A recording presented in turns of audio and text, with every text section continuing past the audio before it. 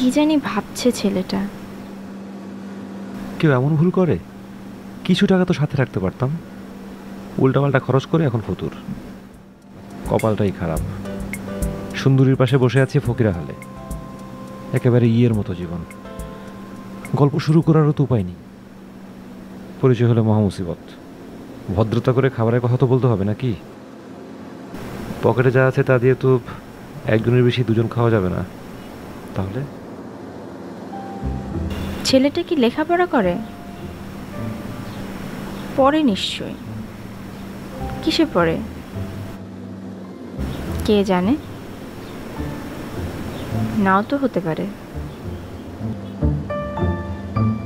ও বাবা, এ দেখি পণ্ডিত মশাই। গল্প করার চান্স মনে হয় পাওয়া যাবে না। কি জানি ভাবছে ছেলেটা। কেউ এমন ভুল করে? কিছু টাকা তো সাথে রাখতে পারতাম, উল্টাপাল্টা খরচ করে এখন ফতুর। আচ্ছা, মাত্র কটা টাকা?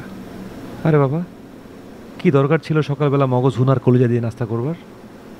আমার এই খাই খাই স্বভাবটা না গেল না। ওই টাকাটা থাকলে তো শান্তি মতো কথা বলতে পারতাম।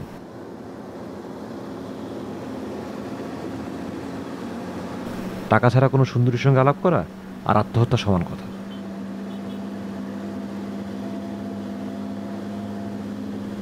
পাশ থেকে মেয়েটাকে তো দারুণ লাগছে, পোশাকটাও মানিয়েছে, চোখ দুটোও ভীষণ সুন্দর।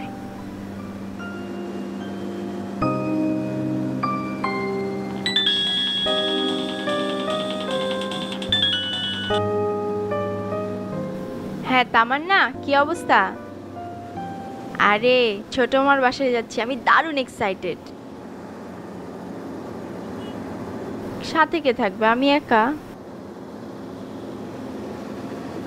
পারবো না।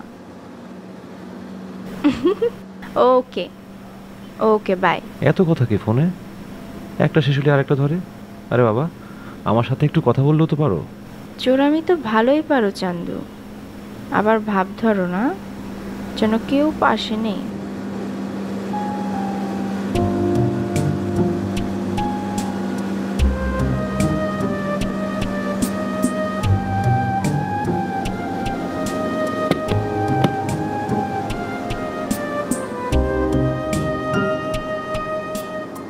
সরি,